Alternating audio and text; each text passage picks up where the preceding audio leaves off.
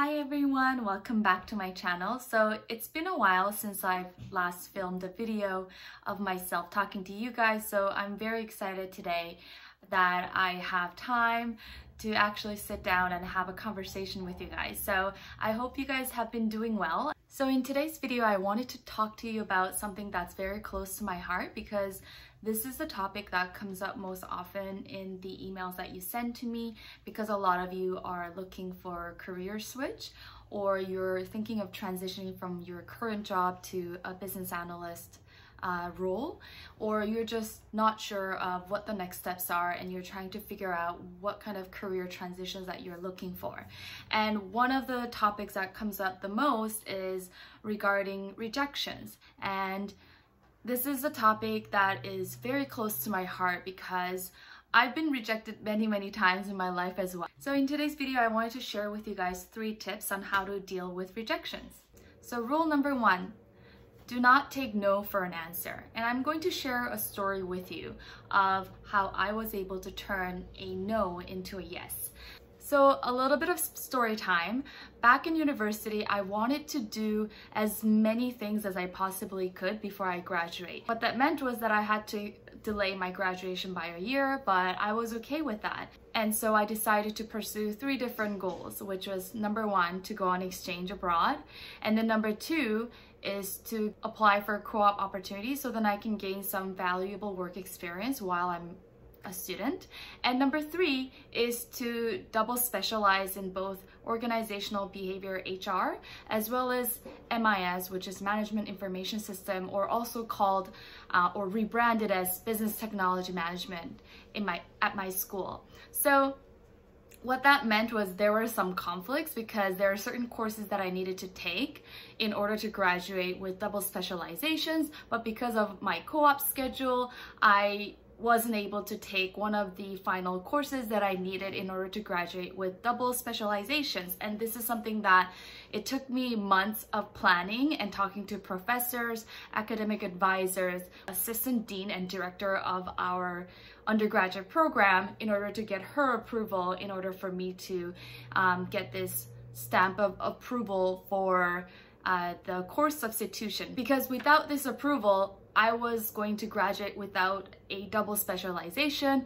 and I was determined that I needed to because I've already taken all the courses and I'm just only short of 1. So my rationale was that I really needed to find a way to make this work because I wasn't about to delay another year just because I can take one final course that I needed before I can graduate with this double specializations, right? So what I did was, over the course of couple months, I followed up with various professors, the department heads, and I was working closely with academic advisor and followed up with him diligently. And that's how it got eventually escalated all the way to the top. So then they can make this sort of new process. And it wasn't only for myself, because what they did was, they realized that they needed to be more flexible in order to provide this option for other students as well. So after they heard my case, what they ended up doing was changing their policy to be more flexible. So then if there are other students like myself in the future where they couldn't make one last course, and they were able to substitute it to another course. So in the end, I was not only able to graduate with double specializations and everything else that I wanted to do under my belt, but I was able to provide and pave the way for other students who were in a similar situation as I was.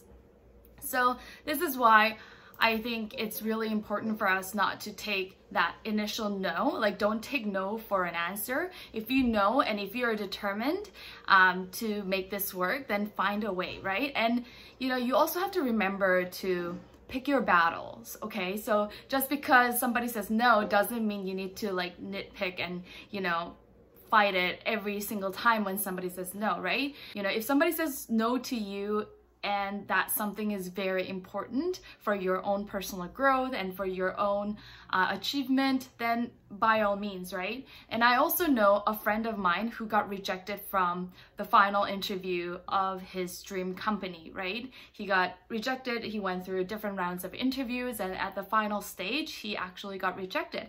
But then he didn't take that no for an answer. What he did was he actually wrote them a follow-up letter in trying to convince them to give him a second chance. And, you know, like, I didn't even know that was possible, but he ended up getting that internship because he was able to persistently persuade and showcase that he has tenacity and humility to ask for a second chance. So I just want you to remember that, you know, pick your battles, but when it comes to something very important to you, that you do have to sometimes fight for it and figure out how to make it work. So secondly, I wanted to talk about how to deal with rejections if you keep on getting rejected, right? So a lot of you come to me and say, I keep on applying online, but I'm not getting a response. I've been applying for jobs for 6 months with no response, no progress. I have no idea what to do and like what my next step should be. So my answer to that question is try a different approach, because if you know that this is not the way that's working for you, you have to try something different, right? Because if you're just always doing it one way, and if that doesn't work, you have to try something different, right? So back when I was applying for internships or co-op opportunities, I knew that there was an oversupply of candidates, right? People with similar background as me in terms of education, similar level of experience, which was, you know, barely any. And and then there was a small number of opportunities presented, right? Because I would only be able to look for jobs on career services or online career site that the school provided. So I quickly realized that, you know, this is not working, because I kept on applying for jobs online and I never heard back. And, you know, and then once in a blue moon, I would hear back from them. And then I realized that I was competing for this, you know, really simple clerical position with like 30 other students, right? So I definitely knew that the numbers were not in my favor, and decided to broaden my horizon. Like, I tried different websites, and I tried by asking my friends who were able to find some really cool and interesting jobs with other departments. And, you know, I tried different approach to expand my search horizon, because I knew that it wasn't because, you know, I'm not good enough that I wasn't getting that job. There were just too many people to go through, too many resumes, and you know, there's just not enough time in a day. So if you're not one of those 10 applicants who can make it in time to catch a recruiting hire manager's attention, then you are not it, right? So the reality of, you know, high supply of candidates and small number of our opportunities made me think outside the box. And, you know, I really tried to think of like different areas in which I can grow my skill sets. Like, I started volunteering, I started looking outside campus, and I was able to find a job with a local recruitment agency for a temporary position just for the summer, right? So you sometimes have to try a different approach. Like, if the way that you're currently doing and applying for jobs is not working for you, you know, try to tap into your network, see if, you know, anybody else is hiring, ask some friends or family for referral. Like, I know one of my really good friends was able to find a job because she was, you know, she just happened to be talking to her neighbor who was, you know, working for an insurance company. And then she said, hey, like, I'm looking for a job. Like, are you guys hiring? And she said, yeah, we actually are. And then, you know,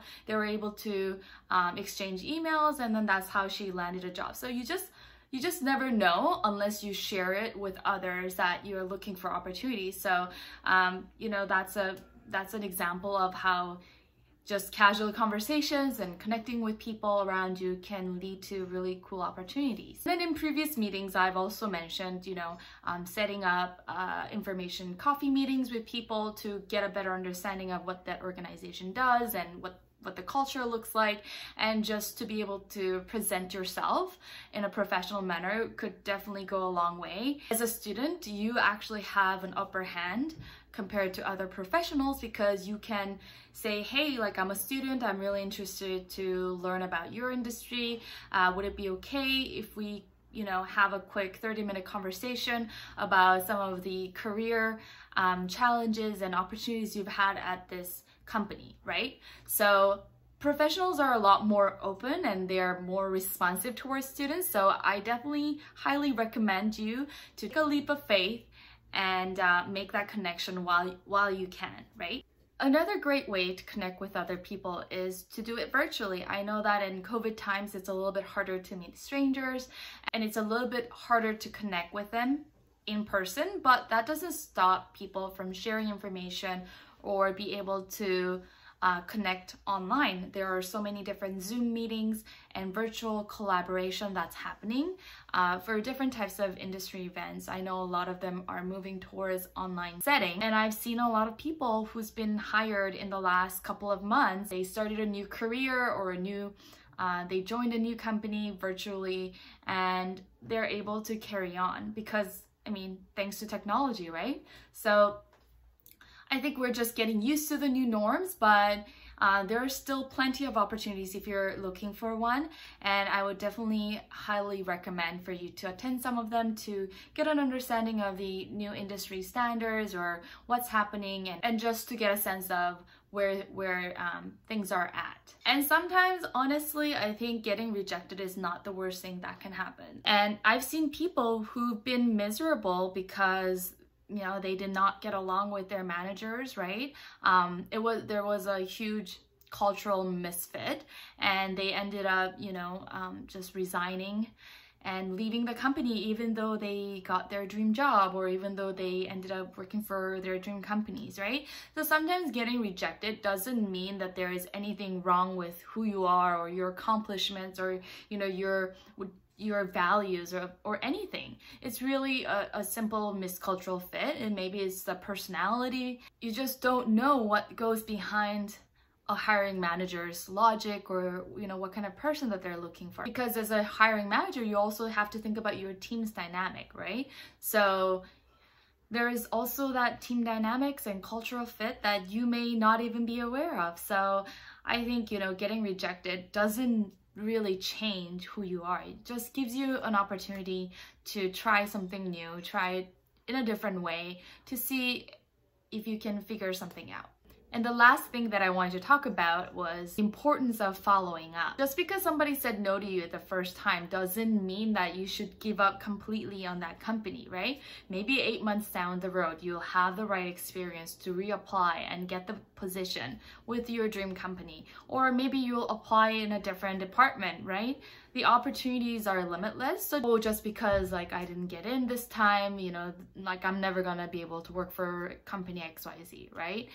Because I know that some tech companies are super competitive. So you have to be realistic when you set your expectation, but at the same time, that doesn't mean that you can't follow up. And I have a close friend who is a sales professional, and he always reminds me that getting rejected is part of the sales process, right? Because not everyone's gonna say yes to you today, but maybe in 6 months time, maybe in a year, if they say, oh, sorry, we can't buy certain products from you today, but maybe in the future there's gonna be an opportunity for us, right? Then, make sure that you follow up, right? If a hiring manager tells you, yeah, we don't have an opportunity right now, but in the future, we would really appreciate for you to apply at our company, and try not to take it personally, right? Because just because you didn't get what you wanted just this moment doesn't mean that you're not going to be able to get it in the future. So I just wanted to leave those 3 things with you in trying to navigate how to deal with rejections. So I wanted to share this little bit of a personal video with you just to kind of showcase that it is normal. Dealing with rejections is totally normal. If you ask anybody, they've all had fair share of their rejection stories. and it's just never broadcasted because nobody's proud of it, right? Like, you know, there's a stigma with getting rejected, but who cares? You know, from every rejection story, I think it'll make you stronger, right? And honestly, after getting rejected like 70 or 80 times for applying for jobs, like I didn't feel anything, you know, the first 10 really hurt. And then the 20s, I was like, oh, okay, it's really hurting my ego. Like, am I ever going to be able to find a job, right? Am I ever going to be able to afford anything nice because, you know, I'm not going to be able to find a job ever, right? But that's just your brain telling a silly story. So don't go down that rabbit hole. Try to stay positive, you know, go for a run, you know, go for yoga, do meditation, right? Take a couple days off if you really feel like you're struggling. So that is it for today's video. Thank you guys so much for watching the video. Let me know what you thought about today's video in the comments below, and I'll see you in the next video. Bye!